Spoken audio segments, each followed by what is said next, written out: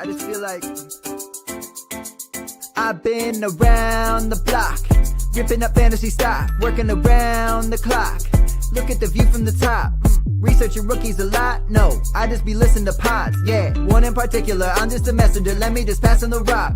Browning, Brunning, Bruning, pronouncing ain't what he's doing. What he's doing is not losing, but infusing you with new things. And there's Dennis the Bennett, yeah. The man is a menace, yeah. Building a dynasty, some of the finest things. Promise you, you won't regret it. Sly as a fox, cultured in pop. Give him his props. Here is a thought, here is a box, and you cannot compare them at all. So don't even try. Careful with the news, but when you use a take, I take up Tony Fire. I mean Dyer, because anyone else is a huge mistake. Whoa, fantasy round table, fantasy round table, yeah. Fantasy round table. Come take a look at the crown, baby. Hey, fantasy round table, fantasy round table, woo. Fantasy round table. Come take a look at the crown, baby. Go. Hello and welcome to another episode of the Fantasy Football Roundtable Podcast. It's Tuesday. The new league year officially gets underway tomorrow afternoon, but we are in that legal tampering period in between the excitement to end the weekend and the last couple of days. We have plenty of hot stove moves to talk about today. Dennis, have you been excited by the free agent moves? A little curious about some of them? So the Lions have been quiet. Now, granted, they've got a pretty good team.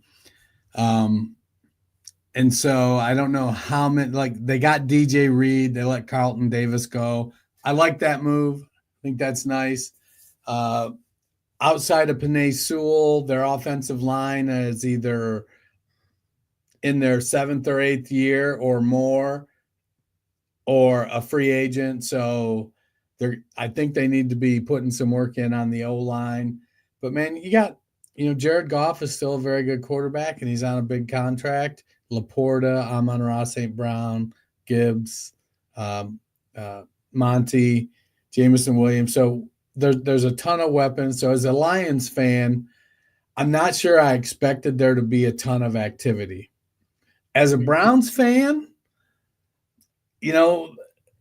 they're weighed down by the albatross of Deshaun Watson's contract, and now to keep Myles Garrett happy, they've given him more money than. Let's talk about their two, real moves so far. Ostensibly, the first was, I think it was Sunday, right? Just at the close of the weekend, they get that contract extension done with Myles Garrett. I was more than a little surprised because he certainly made it sound like it wasn't about money at all, that he had no intention of continuing to play for the Browns. They were even talking about him sitting out if he didn't get traded. But he gets that, and then their one move so far has been trading Dorian Thompson-Robinson to the Eagles for Kenny Pickett. And a Super Bowl winning quarterback, might I remind you. It's still the only first rounder from the class of 2022, but there had been discussion that they were in talks with Carson Wentz as maybe being their guy this year, which would have probably given them a stable, start, because we were pretty sure we're not going to see Deshaun Watson.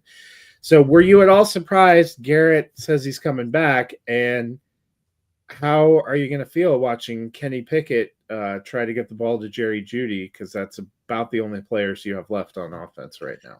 So I'm not really surprised Garrett came back, in part because Cleveland just flat out said, appreciate you, dude, we're not trading you. And they didn't flinch. I get it. Garrett wants to win. Cleveland's been to a couple playoff games during his tenure. I think you can sell him on, look, man, we're almost out of this horrendous contract. You're going to be fine. You're not going anywhere. Your talent is, otherworldly. In 2 years, when we're making a push for the Super Bowl, you're still going to be Garrett, Myles freaking Garrett. So, and here's $40 million a year. So, they've got some pieces. They're just weighed down, and are they a contender for the title? No. They're not a quarterback away. They need a couple more pieces. But if they've got a couple guys that could, take the next step, if they bring back Elijah Moore and he takes a step, or Cedric Tillman takes a step, Njoku has come into his own. On defense, Jeremiah Owusu-Koramoah is playing great. They added a depth pass rusher in Joe Tryon Shoyinka. Mike Hall and Shelby Harris on the inside are solid, with Maurice Hurst as a depth piece. So, Denzel Ward needs to stay healthy. Greg Newsome needs to come around, but they've got a team that could push for a playoff spot. What's that really mean? Honestly, if they make a run for a playoff spot this year, it's a moral victory, and nobody wants moral victories. But I was told the Browns don't have any morals. So. Yeah, you would think so. But they've got to get a quarterback, and whether they still go out. Did Wentz resign anywhere? Is he still? He hasn't signed, but do you think that what do you think they're going to do at the number 2 overall pick? There's been a lot of initially it seemed like they were going to take a quarterback. Then there was a lot of shifting that they weren't going to take a quarterback. I don't think Kenny Pickett prevents me from taking a quarterback. Correct. I think if Ward is there, they take a quarterback. I think if Ward goes at 1, I think they pass. And they take like an Abdul Carter or a Travis Hunter. Yeah. And, and Andrew Berry's already talking about Travis Hunter as a wide receiver, not as a defensive back. Yeah. So that may be how they view him. Well, they need receivers because, they have Judy, but more free agent. The only one of the 10 players we previewed who has yet to be signed, by the way, is a free agent. So I think Judy and Tillman, I guess, are pretty much it. And I like that duo, and then you pair him with Njoku. Jerome Ford's their starting running back, basically. Well, that you need to address in the draft too. Pierre Strong, but it's a really good running back class. They're going to let Jedrick Wills walk in free agency. He hasn't panned out at tackle. They moved DeJuan Jones over to left tackle. Honestly, I feel like he's more of a right tackle. I get it. He's 18 feet tall, but he moves like somebody that's that tall too. He's a big dude. And I think you need a little more mobility on the quarterback's blind side. But he's played well when he's been in there on the right side. And when he got forced over to the left, Jack Conklin has been mostly injured since they signed him. Joel Bitonio come back for another year. Wyatt Teller's playing well, and Ethan Posick at center. But those guys are all getting up there in age. They need, much like Detroit, they need to bring in some youth at the offensive line position. Well, let's talk about some of the other big moves, and I'm going to start with this one because I think it's better to talk about this one before our first big quarterback domino, and that was on Sunday. DK Metcalf got traded from the Seahawks. When last we had met, it seemed that the Seahawks had told people they wouldn't settle for anything less than a first and a third. Metcalf traded to the Steelers for a second, and we might mention a later second since the Steelers were a playoff team. He promptly signed a new 5-year contract there. What do you think about DK in that Steelers offense, which currently doesn't have a single quarterback, but also Seattle now? We talked about them being in maybe a transition year. Well, they transitioned prior to the year. Lockett released, DK traded, Geno Smith shipped off to the Raiders. Hope there's a plan. So in Pittsburgh, I mean, let DK run the wing T. Wildcat, let's go Wildcat. Well, it's nice DK. That Pittsburgh has one professional receiver now. Right. I don't know. Calvin Austin's, I think he behaves professionally, and he's a good wide receiver 3-4 guy. Well, and to be fair, we don't really know about Roman Wilson. Almost took a gap year because of all the injuries. Right. Now, it's going to be interesting to see if Tomlin finally has his first losing season. And I don't know, man, the Aaron Rodgers thing, it just feels like him and Arthur Jones are not a match. Arthur Smith. Yeah, him too. Yeah. Because Smith doesn't like people to audible, and which supposedly was something that rankled him about Russ. Right. And then you're going to bring in Aaron Rodgers, who like literally audibles every play. It doesn't matter what you send in. He just looks around and says, hey, I want to do this. Well, you can't even say totally that they're going to be a power running team because they still have a medium offensive line that needed some work, and they currently have Jalen Warren and Cordero Patterson, I guess. Yeah, and I expect them, I could see them going Damian Martinez in the 5th round, somebody like that. Even Cam Scatteraboo in the 4th somewhere. A back with a little more beef, with a little more power. It's going to be weird. I wouldn't be surprised if the Rodgers to Pittsburgh news broke tonight. But also, I think they literally can't agree to deals. I read something. The reason we haven't heard this, he literally is barred from agreeing to any deal until after at least 4 p.m. tomorrow, Eastern tomorrow, when they officially release him designated June 1. They've said they're releasing him, but because they want to do the June 1, can't negotiate, can't work on another deal. I mean, I guess his agent can probably talk to people, but they won't announce it tonight. Right. Well, somebody else was released as a post June 1 cut over these last couple days, and it was announced that they're releasing them. It's post June 1, and they've been out talking, but can't agree to deals. That's, I guess, was the difference between him and Devontae Adams, because I read a whole piece because I was wondering the same thing. Why has Rodgers' location not been announced, or we haven't heard more? And I guess that's it, literally. Well, there are only a few NFL free agent rules apparently, but those are them. 401 is when we'll hear. So it does feel like some resolutions coming. I'm not sure what Russ is holding out for. If he, because Arthur Smith has said, I don't want you back for an offer. I probably right. Supposedly the Giants, but I think the Giants are waiting to. Supposedly, the Giants and the Steelers are the ones that have been in contact with Rodgers. I think we will hear something about Russ once we know where he's going. That's my theory. Because Pittsburgh may well have played themselves, but if Rodgers goes to the New York Giants, I think they will bring Russ back and say that was their plan all along. Right.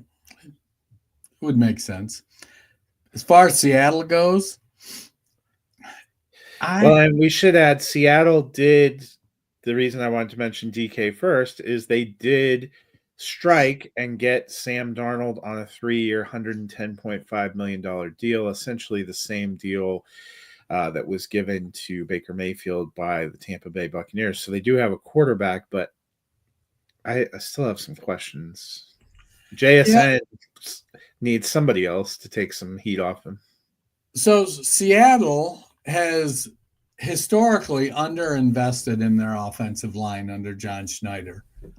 But they did spend a first on Charles Cross in 2022. The rest of the guys, Abraham Lucas, Anthony Bradford, Fashanu. Fashanu's a defensive guy.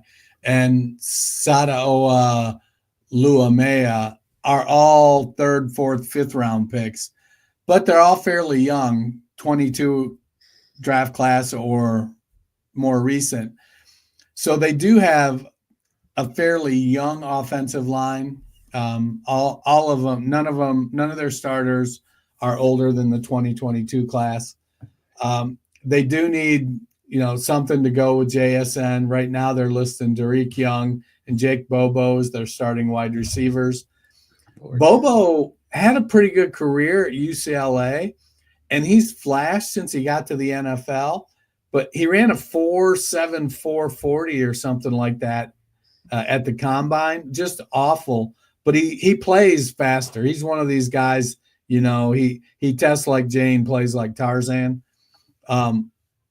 But I still don't think, their depth at wide receiver, it's outside of JSN, it could be one of the worst groups in the NFL. Now they've got a great running back with Charbonnet and Kenneth Walker, and Kenny McIntosh even started to come on last season. So, Kubiak comes from that zone running scheme that produces highly productive running backs. So I would expect that they're going to kind of be more run heavy than a lot of teams, but they could stand to go and get a wide receiver. So this is a team I could see going and getting, an Amari Cooper. I don't know. I'd have to look and see who the other. So the big names that are still on the board: Diggs, Keenan Allen, Amari Cooper, Brandon Cooks, Deontay Johnson, DeAndre Hopkins. I could see them going for any one of those vets to say, look, we need a veteran that at least has some name brand value and may produce. Some of them are not going to go there because they're going to look at the situation and be like, yeah, this ain't it, Jack. Defensively, I think they've got a decent defense. And McDonald is a defensive-minded coach, so he's always going to be hanging his hat on how well that defense produces. Yep. So they've got they do need a wide receiver. It's not a draft for a wide receiver, so potentially they could end up, maybe taking a couple flyers in the mid rounds to see if, I don't think Jack Beck is a real fit because he plays position as JSN. And while JSN's a guy you move outside in 2 wide receiver sets, you keep him in the slot a lot because it's just where he's going to work best. But there's some other wide receivers. Sayon Williams comes to mind. Let me see some of the bigger ones. Ty Felton's got some good size. Pat Bryant, Nick Nash are all guys that have pretty good size that you can get later in the draft. Jaden Higgins. So there is the potential that they could get a mid-round wide receiver that may be able to be productive early. But ultimately, I think Darnold will probably be in the bottom half of the league in pass attempts. Question for you. It's a decent deal for Sam Darnold, but we had talked about them kind of being, where they are. Freeze on me? You're freezing. It was a decent deal for Sam Darnold, but they kind of in the bottom half of the draw there for, picks and stuff. Do you think that they might still take a quarterback, or do you think they're just going to go with Darnold and Howell for a while and see what happens? I mean, I could see him taking a shot on, one of the mid-round QBs, a Tyler Shough or a later round Curtis Rourke or Kyle McCord, to see if one of these guys pans out. Who they got backing up Darnold? Sam Howell. Sam Howell. So, yeah, and Jaron Hall. So, they're a team that could stand to draft a developmental guy.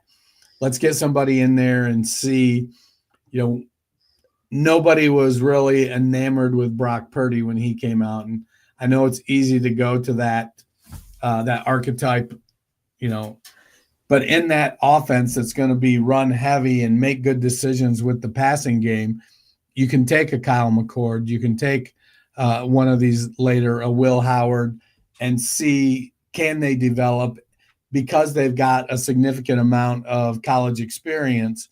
Are they able to develop as a pro and be, as good or even a little bit better than Sam Darnold? Let's take a look at the other big quarterback signing, and that was the guy from my list, Justin Fields. He does a 2-year deal with the New York Jets. That'll reunite him with Garrett Wilson. They still will have Breece Hall and Braylon Allen. We know Devontae Adams was released earlier, has already re-signed. We'll get to him in a minute. They have told Alan Lazard they're planning to let him go. So maybe not as loaded an offense as it could have been. But do you like the fit for Fields? Do you think he will do well with the Jets? Honestly, I don't know. The wild card is Tanner Engstrom, the new offensive coordinator. And, we got to see, like, what is that offense going to look like? Is he a good enough coordinator to tailor his offense to what Justin Fields does well? That's the real question. In 2019, Garrett Wilson and Justin Fields they played. That wasn't me freezing. That was my brain freezing. They played together at Ohio State. Wilson averaged 90 yards a game and over 5 catches a game with Fields. And they had Chris Olave on that team. He averaged about 94 yards and about 6 catches. So the real wild card is Fields and his athleticism. Can they put him in a position to be able to take advantage of that? He holds the ball long and doesn't always recognize the coverage. So what is Egstrom going to do to minimize those shortcomings in Justin Fields' games? If you can do that, you've got an elite athlete at the quarterback position. Breece Hall and Braylon Allen at the running back position give you a great set of running backs that you could be very productive. I think you have to pull as much as you can from that Baltimore offense because it's going to be a low passing volume offense if they're going to be successful. They've got a very good defense, and they're going to, they've got a defensive minded head coach. So we're seeing it start to take shape in New England with Vrabel. We see it in Detroit. They've had to build their defense because their offense can't score enough points. So Baltimore, they work really hard to, produce an offense that has more balance, but they're so run heavy. And then last year they're like, screw it, we're just going to lean into it and we're going to go get Derrick Henry. And then it took a lot of pressure off Lamar Jackson, and he had another monster passing year. I think things like that can happen, but I don't know enough about Tanner Egstrom yet to have a great feel. To me, it feels like you want to move Fields if you're rostering him. Find somebody that believes. Find your local Jets fan in your league, and see if you can move him. And if you're wrong, you're wrong. That's okay. But I'm pulling for Justin Fields probably more than anybody. But I'm also trying to be pragmatic about what I see in his skill set. To me, I get that he went to New York because Pittsburgh wouldn't say, yes, you're going to be the starter all year.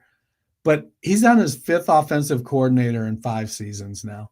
It's just kind of, how do you expect a guy to grow as a player if he's learning a new offense every single year? A couple of guys that were on my list that I thought would be hot names on the free agent market actually went back to their teams. One on Sunday night and one first thing on Monday morning, and that is Chris Godwin back to the Buccaneers and Baker Mayfield on a 3-year deal, crushing the spirits of all those that were hoping for a Jalen McMillan breakout. And Aaron Jones goes back to the Vikings on a 2-year deal. I think both are probably good for the players that will be should be at similar levels in fantasy. Good, for them. But kind of interesting. A lot of the rumors too is that Chris Godwin left quite a bit of money on the table in an offer from the Patriots to go back on a sort of team-friendly deal to Tampa Bay. So what did you think of those two re-signings? I love it for Godwin. I mean, there's something to be said for culture and winning. Yeah, it's great to go somewhere and build a culture, but he's on a team that's already winning. They're playing well. Baker Mayfield is lighting it up. He was the wide receiver too when he got injured last year. He was 0.3 points behind Jamar Chase. It was like 3 yards difference in their fantasy points. I expect him, as long as he's healthy, to step back into that role.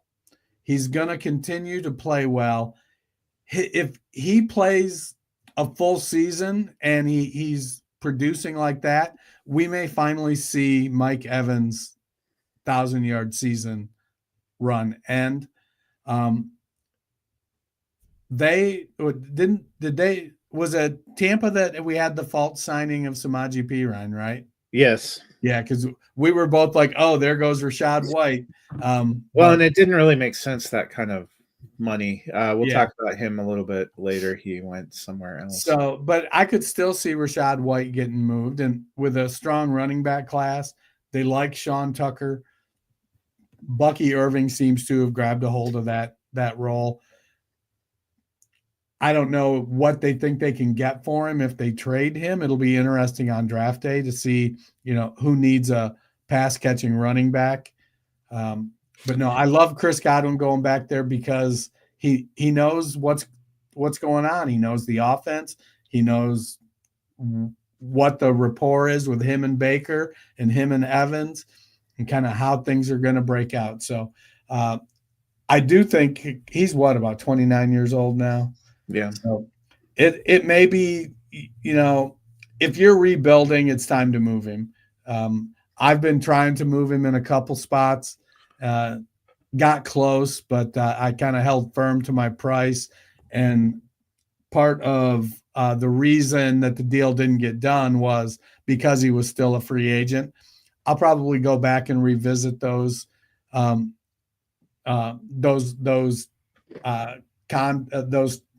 conversations about those trades and just see if we can maybe get it done. Because they're in leagues where I've been competing, and last year the team fell apart with injuries, and so now I'm out of it. But I'm in a situation where I don't have any draft picks over the next 2 seasons, so I'm really looking at 2026, 2027. Working on selling off the assets there to go into a rebuild as my team got old. As far as Aaron Jones goes, I think that was great for Aaron Jones and for the Vikings. I think he fits really well there. It'll be nice to see if they bring somebody in besides, who's the Florida State cat?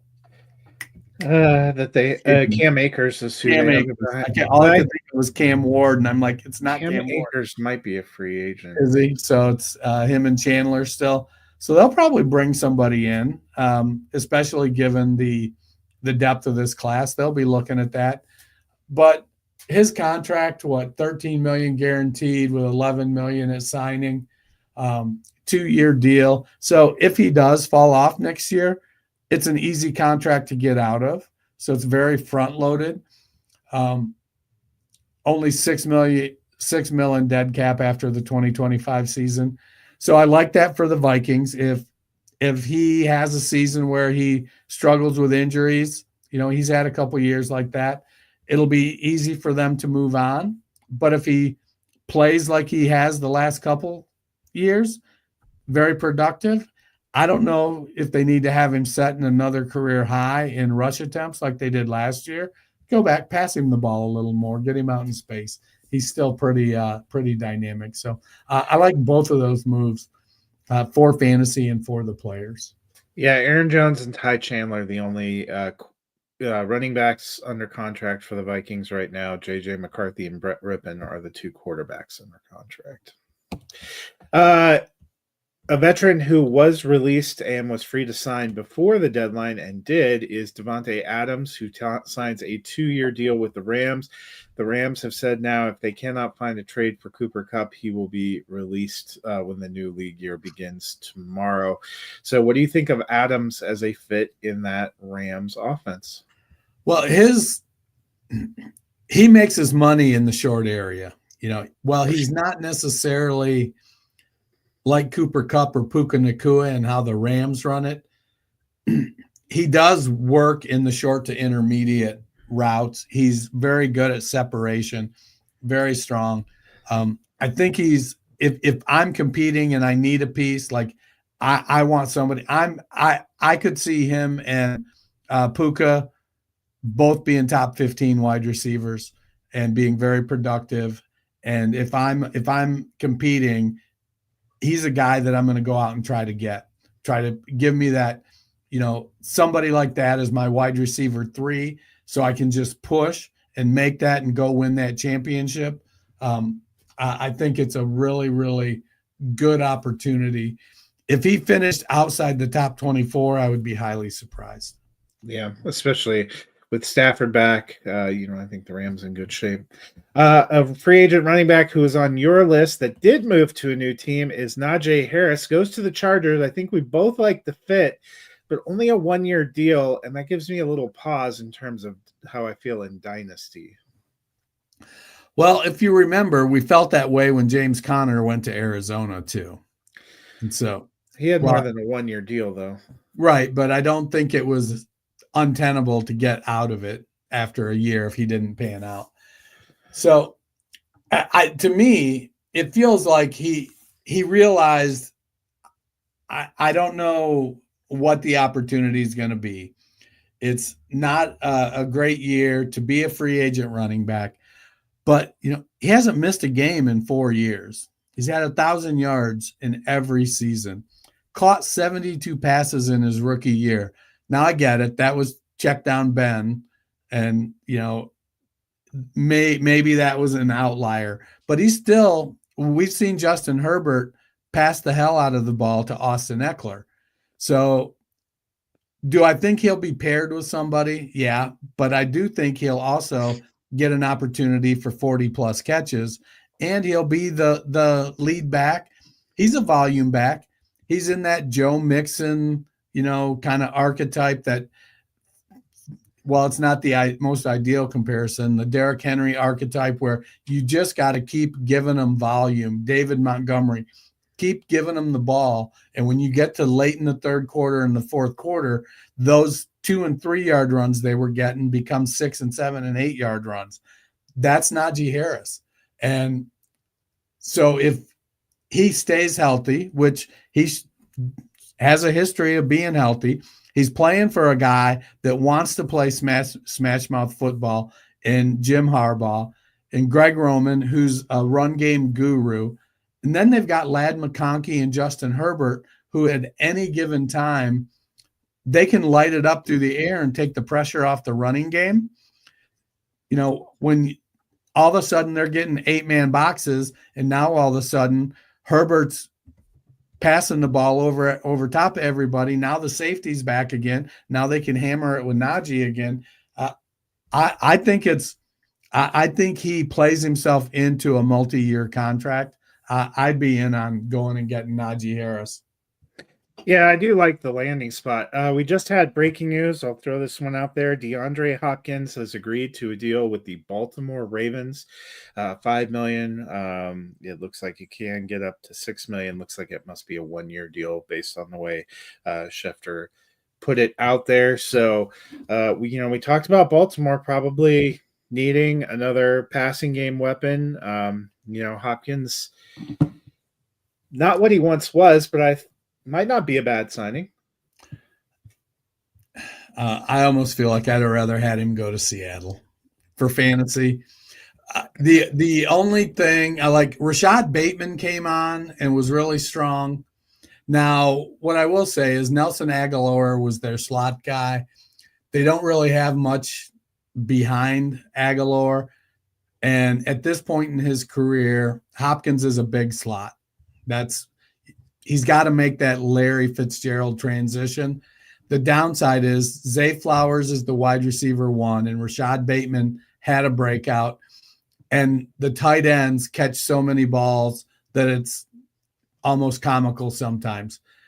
So I'm a little concerned about it for fantasy, but I think it's an opportunity for him to go get a ring. Yeah, which is, he didn't take it with the Chiefs. The Dallas Cowboys not completely silent, not huge moves, but they do bring in a running back, signing Javonte Williams to a 1-year deal. They also re-signed Cavante Turpin, their kind of special team specialist, to a 3-year deal. Dennis, I'm not surprised Javonte getting a 1-year deal. It feels like kind of a chance for him to prove it, but I loved the production we got from Rico Dowdle in Dallas last year, and that was half the year without really having a quarterback. I actually thought this was a pretty good signing. Might be good for fantasy. You have to see if Dallas adds more to the running back room in free agency or in the draft. Yeah, I would expect them to add at least one more free agent running back and at least one rookie running back. I mean, it's Williams and Deuce Vaughn right now. The concern with that's not enough, huh? You're saying that's not enough? Well, if they stand on each other's shoulders, they might get to 6 feet tall. Poor Deuce Vaughn. I'm a Javonte Williams fan. I think that his career got derailed by injuries a little bit, and then he was in Sean Payton's doghouse for a little bit, and then Payton just has this thing where he doesn't really give a running back enough volume. We'll have to see what happens with the new coaching staff. Who we got? It's Brian Schottenheimer. It's the same offensive coordinator they had last year. I assume they're doing the same scheme. Yeah, so that should be good for Javonte Williams because they didn't. I think they treated Rico Dowdle as a bell cow light. There were some times they felt, I think, obligated to put the ghost of Zeke Elliott in sometimes. Not after like week 11. Yeah. So I like the potential for Williams to get 200 plus carries. He's a good pass catcher too. I just think they're going to look at him and be like, wait, let me see here. 5'9", 5'10", 220. I think he's got good size. Mm-hmm. So Dowdle last year got 235 carries and saw 49 targets, caught 39 passes. I believe Javonte Williams saw more targets than that. Let me look it up. Yeah, I agree. I think he did. Because he was kind of a passing. So last year he only saw 139 carries. But when he had 203 carries as a rookie, he went for 903 yards and quite a few touchdowns. But last year he's a better receiver. So he saw 70 targets, caught 52 passes. So yeah, I think if he gets 200 carries and 75 targets, I think he's a top 15 running back, maybe top 18 running back. The question is, we both agree they're probably not done, although we thought that last year. Cowboys said, hold my beer. I do think the Cowboys have some work to do on the offensive line. They do. Hopefully that's a draft especially priority. On the right side. Yeah. Now, they did sign Robert Jones out of Miami, but he's listed as the backup to Tyler Smith. Cooper Beebe, I think, is fairly solid at center, but they've got street free agent and college free agent at right guard and right tackle.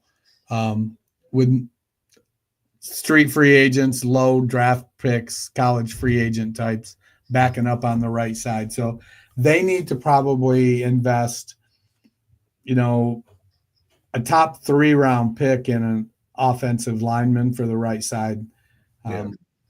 And then see what they can get out of free agency, maybe to beef that up. I think Terrence Steele is a good swing tackle. I just don't think I want him starting 17 games. And I don't know who Brock Hoffman is. So he's the guy listed as their starting right guard. Well, let's move on to the AFC champion Chiefs.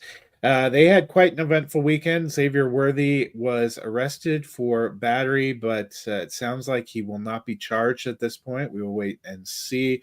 They re-signed Marquise Brown on a 1-year, $11 million deal to bring him back. And then they went and signed Elijah Mitchell from the 49ers on a 1-year deal as well.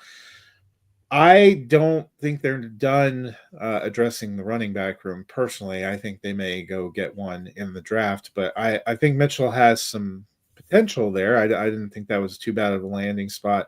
Their receiver room, I guess we have to see how legal things pan out, but potentially Worthy, Rice, if he's available, and Brown, we liked that combination going into last year. I still think it could be decent.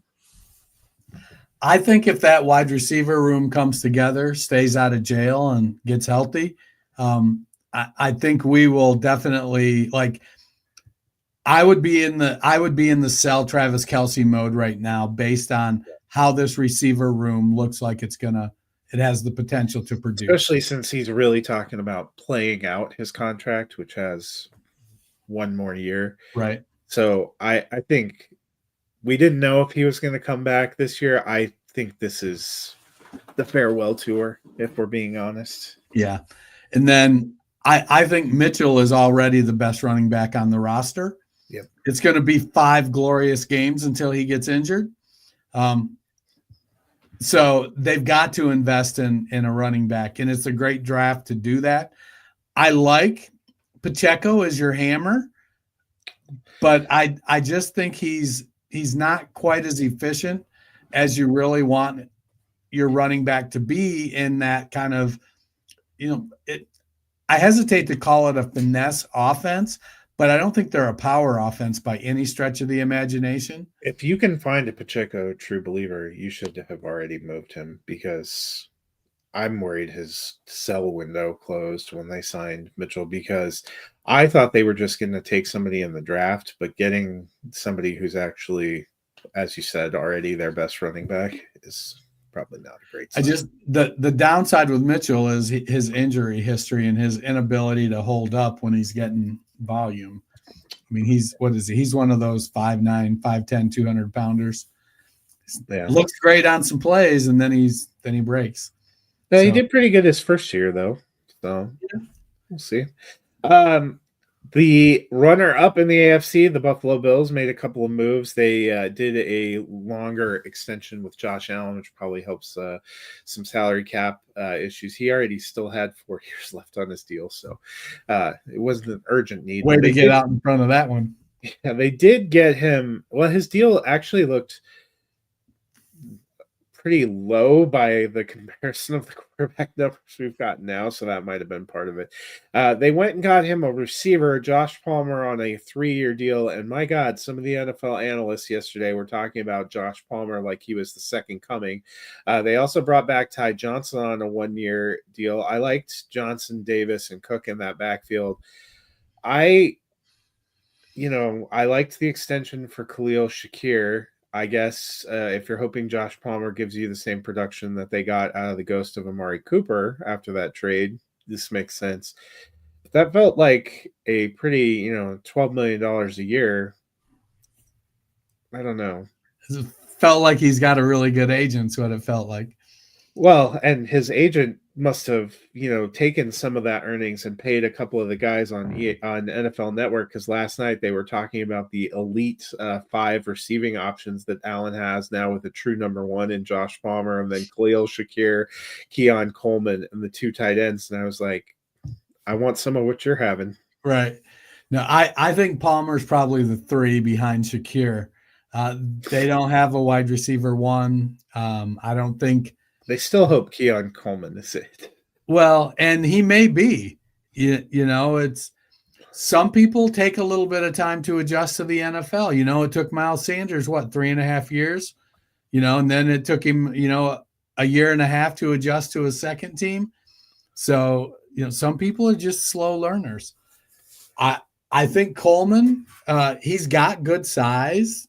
He's got the ability to go get the ball. He's got good speed.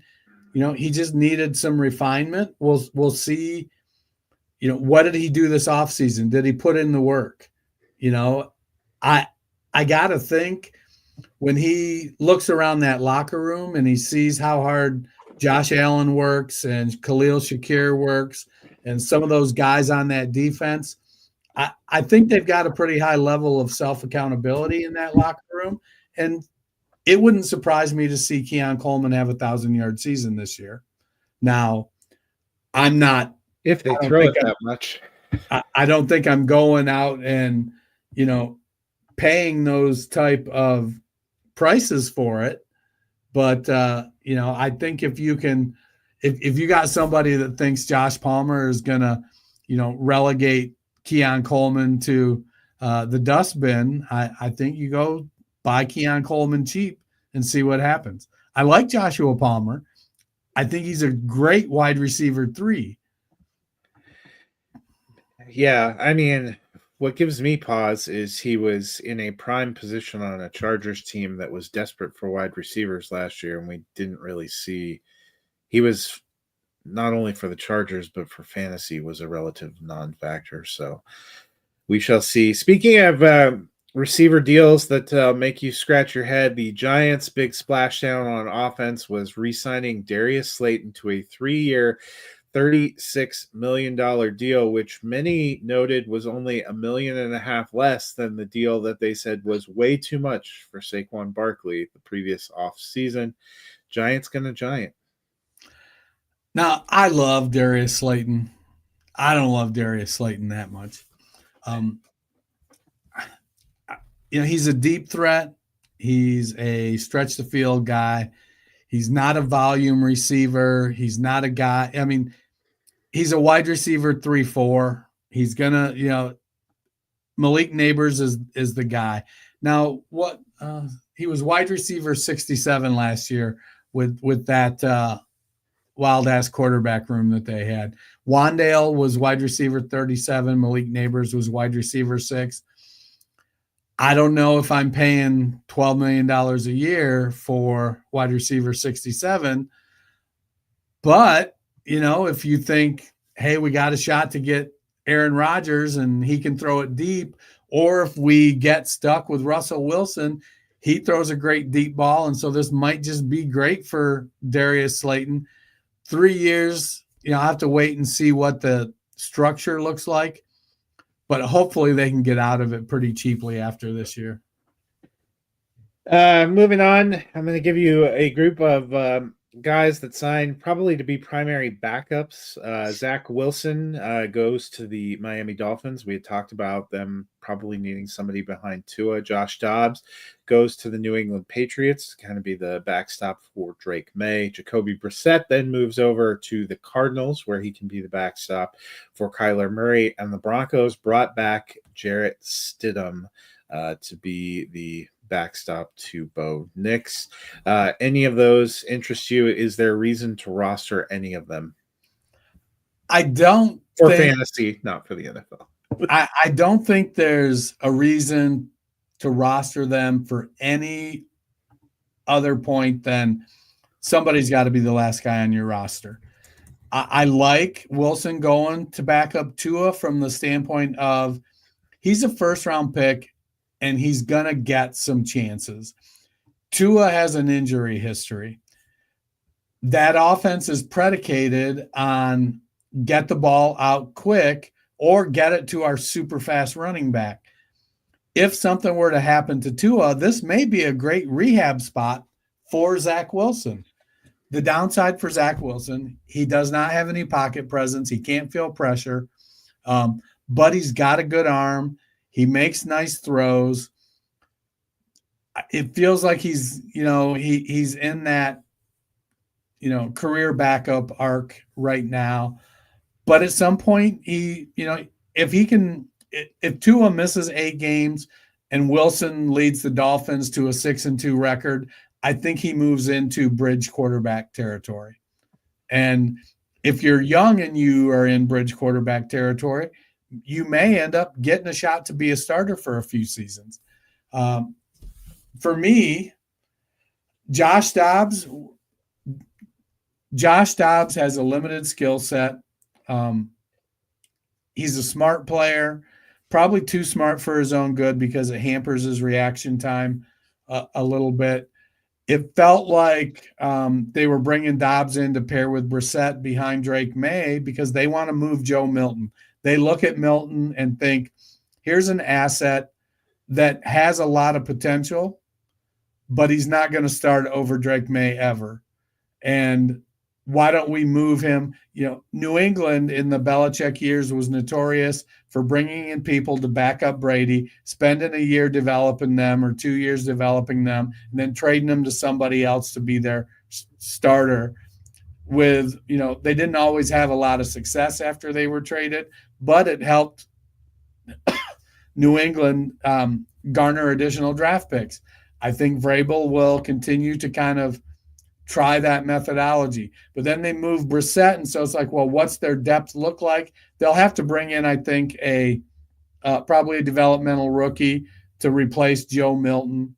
But I think I'd like to see Milton go to Cleveland. That's where I'd. See him go somewhere where he maybe has a chance. I will say of those guys, the only one that I'd probably take a flyer on rostering in Superflex is Zach Wilson, and simply because Tua is such a question mark. 2023, he looked like, oh, maybe he's got it figured out, and he's back in there. And then 2024, he was just gone.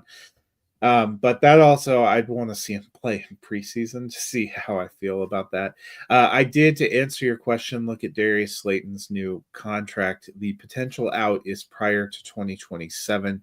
Next year is actually his largest cap hit and has some of his largest guarantees. So they have at least 2 years. Yeah. And they like him. This is the third contract for him, isn't it?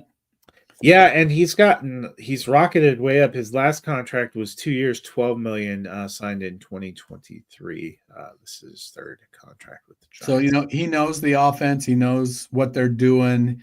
He's been a team player. He doesn't rock the boat. He plays whatever role they need him to play. So, he's one of their guys. So a more interesting quarterback signing was Daniel Jones, who was choosing between several suitors, which is probably not something we necessarily thought mid-year last year. Ends up going with the Colts on a 1-year, $14 million deal. This comes amid rumors that they have floated Anthony Richardson on the trade market, and among the announcement going back to the end of last season that they wanted to have an open competition. Jones, probably a guy that should be rostered in Dynasty, especially at this point in time. What do you think of the fit? I think it's a good fit. It's better than having Joe Flacco back up Anthony Richardson because Jones does have a more similar athletic profile. So you can put Jones in without having to change your offense. And I want Anthony Richardson to be successful, but Daniel Jones is a better passer than Anthony Richardson by a good margin. And so I think that will help. Really sad commentary, right? Right. I think that will help, Michael Pittman and Josh Downs and Alec Pierce and I forget, A.D. Mitchell, but they're going to run the ball with Jonathan Taylor. They're going to try to be balanced somewhat. A lot of people are mocking Tyler Warren to them because they don't really have much in the way of tight ends. But when you're a low volume passing offense, like how many receiving weapons do you really need? I think that Indianapolis is going to go out of their way to make sure Anthony Richardson wins the job in training camp. But by about if they don't trade him. Yeah. But by about week 3 of him falling on his face, making bad decisions, they're going to go to Daniel Jones. And I think Jones keeps the job all year, the rest of the year. Whether or not that helps Jones next year, because being better than Richardson isn't a big leap. I think he's going to have to be substantially better to play himself into a starting opportunity next year. I think he looked at playing for Kevin O'Connell is the better opportunity for a quarterback. I think he looked at the situation in a very pragmatic way and realized they're going to start J.J. McCarthy, and he's going to start all year. I could be the backup, but I want an opportunity to play, and I think I have a better shot to play behind Anthony Richardson. If you've been waiting all episode, we have reached the tight end portion of the program. We will talk about the Commanders first. Zach Ertz was on my list. I was curious to see where he would go after a phenomenal 2024. All signs pointed to him not being on the Commanders' radar. And then Sunday night, he signed a one-year deal to return to the Commanders. The Commanders also traded a passel of draft picks for Laramie Tunsil, giving them a new tackle to help on the line.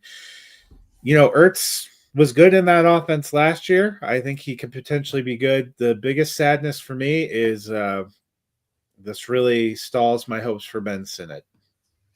Well, it takes tight ends, 3 years typically. So this is really, Sinnott's going into his second year. It makes sense. It's not like they signed Zach Ertz to be there for the next 4 years. They did re-sign John Bates. He's a blocking tight end.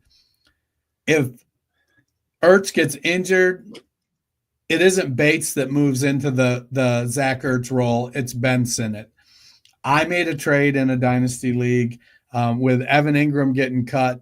Brenton Strange has been somewhat of a name with a little bit of buzz. I'm in a rebuild. I traded away Brenton Strange for a third-round pick and Ben Sinnott. I'm not competing this year. I'm in the midst of trading off some pieces and gathering draft capital. So it was a 26 third-round pick. I'm just going to kind of keep cycling through. I'm looking at Ben Sinnott as a 2026 starter. And if he, we've seen that Jaden Daniels is real good. And I get they traded for Debo. They've got Terry McLaurin. But they still use Zach Ertz. And when Ben Sinnott moves into that role, he's a better athlete than Zach Ertz. I think he takes the same role, the same production. So I think the blueprint is there for what you can expect from Sinnott in 2026, 2027 moving forward. The other tight end we had on our list from you was Mike Gesicki, and he went back to the Bengals on a 3-year deal. They also brought back Samaje Perine on a 2-year deal. I have to say, I still like Gesicki there. That's not a bad signing, but the Perine signing made me feel a lot better about Chase Brown. Yeah. Well, Chase Brown, all he has to do is hold up. Yep. He's going to be the number one guy there. He's super explosive. He can catch the ball. I think Samaje Perine is Zach Moss insurance. And, that. And well, Moss, he's a good, 2-minute drill kind of guy because he's a very good blocker. That's what both Denver and Kansas City really utilized him as. Right. But I guess I don't feel Cincinnati will be in a lot of 2-minute drills. I think their offense is going to score a lot of points. I don't know. That was, but their defense gives up a lot of points. So their defense will be in some 2-minute drills. They're going to be in a lot of comeback kind of. I mean, honestly, I get it. He's a great blocker, but I wouldn't roster him for fantasy if that's true. Yeah. Even then, if I'm Cincinnati and I'm trying to make a comeback, if I want an extra blocker, just put an extra blocker in. Why take away? Because he can be an outlet receiver as well. I get it, but why take away the explosiveness of Chase Brown, who could take it all the way on any given play? Enough of those Samaje Perine down the stretch. You didn't watch enough of those Bengals games because Chase Chase Brown. I know, he because almost I love got him. He almost Burrow got killed. Joe Burrow Well, murdered. we saw, if you watched the Senior Bowl practices a couple years ago, we saw Chase's brother Sidney blow him up in a pass protection drill that like ended his Senior Bowls. Yeah, but that's why. I mean, Joe Burrow needs to live. Well, they need to invest in their offensive line. Well, for that to you happen. need that too, but having the back there as the personal protector, they don't necessarily need another receiver out in the pattern when they have T. Higgins and Jamar Chase and Mike Gesicki and Andre Yosevas. And, you know, if Jermaine Burton turns out not to be a clown, you have receivers. That's not looking good, but they were pretty superior out there in the passing game with those other three guys and Yosevas. I don't think they need that. They just need somebody to be that personal protector in the backfield. And that is, you know, that's probably Samaje Perine stage of his career. Again, I would not put him on my fantasy roster right now, but that made sense to me. A couple of other guys on 1-year deals. I'll ask you if there are any of them that pique your interest for the bench. In fantasy, Juwan Johnson surprisingly goes back to the Saints on a 1-year deal. Mac Hollins moves over to the Patriots on a 1-year deal. The Patriots, I think, their only offensive signing at this point in time, Mac Hollins. And Zay Jones going to the Cardinals on a 1-year deal. I thought I saw a different. Let me see. For Juwan Johnson, I thought I saw a 3-year deal. It seemed really out of whack. And so I might have looked at the wrong. Yeah, 3-year, $34 million for Juwan Johnson. Oh, they must 21.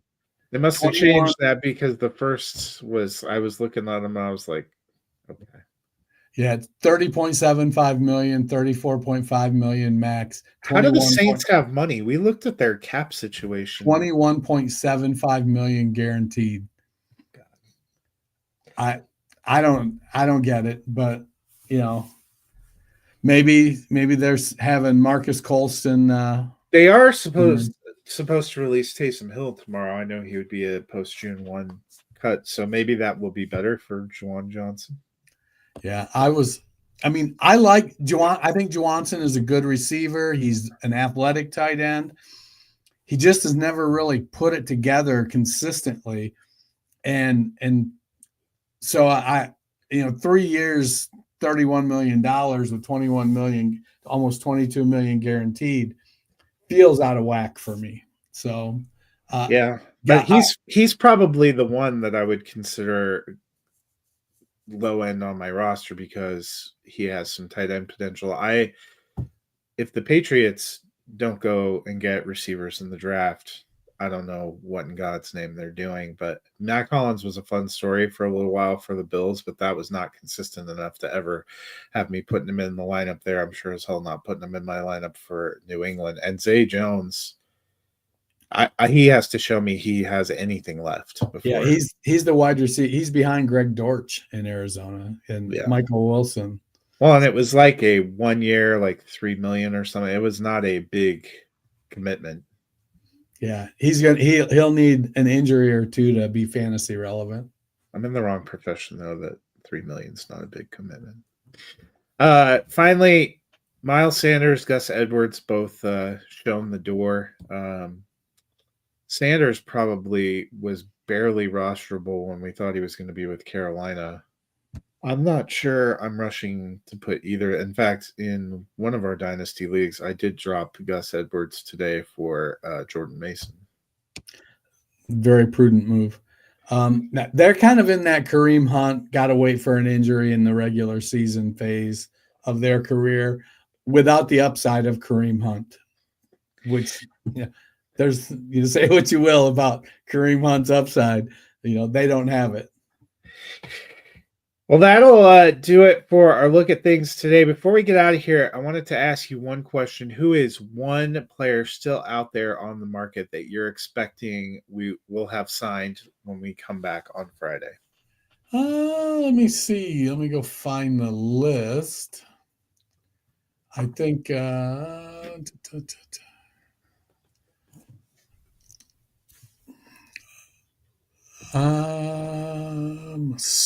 by offense. I'll go first and say that I think Cooper Kupp's going to get snapped up right away as soon as he gets released. I don't think people wanted to trade for that contract, but I think he goes probably tomorrow afternoon. Yeah, I totally get that. I think that to me, it's a situation where he needs to stay healthy for a season, but he is 32 years old, and it's going to be I don't know if he has that left in him. Wonder why is it only showing players because I'm looking in the wrong spot. I think J.K. Dobbins is somebody that might be able that we might see get signed before Friday. Rico Dowdle, they're probably in my opinion, those two guys are probably the two guys in the running back area that have the most upside. From the wide receiver perspective, it's not giving me. Stephon Diggs. I do still wonder if he ends up back. It depends on what his injury outlook is. He may be one that. I'm with you though. I'm surprised Amari Cooper hasn't gone somewhere yet. So Diggs and Cooper are probably guys I think will go in this wave, maybe even Lockett, this month pre-draft. But beyond that, there's probably a fair number of people that will be post-draft. And I think I mentioned before, as soon as Rodgers gets released, I think we'll see a domino of him and Russell Wilson not too long after, which will pretty well tap out the potential starters in there. And it'll be interesting to see where Jameis Winston goes to be a backup because there have been some interesting spots that they've discussed. Think Mac Jones gets somewhere he can compete? Mac Jones is the other one. In our Dynasty chat, I floated that Minnesota might not be a bad spot there because you're talking about a guy who's got starting experience who I thought looked very good filling in last year, but who wouldn't be an obvious day one threat to McCarthy if you want to go that way. Yeah. I think that makes a ton of sense to take him in Minnesota. Well, that'll do it for us today. Dennis, if people are trying to find a way to come down from that free agent buzz high, what can they do to fill their days? So did you just call us a downer? Hell. Thanks, Matt. Like, we need that. We need that reputation. Maybe it's just me. Yeah, maybe. They can go to their favorite podcast platform, hit that search bar, type in the Fantasy Football Roundtable podcast, give us a subscribe, give us a like, tell your friends. It's like the old hair commercial. You tell two friends, and they'll tell two friends, and they'll tell two friends, and they'll tell two friends. Pretty soon we're bigger than the footballers. There you go. Well, I hope all your favorite teams make some fun moves for you before we gather again on Friday. We will see you next time. Have a wonderful week.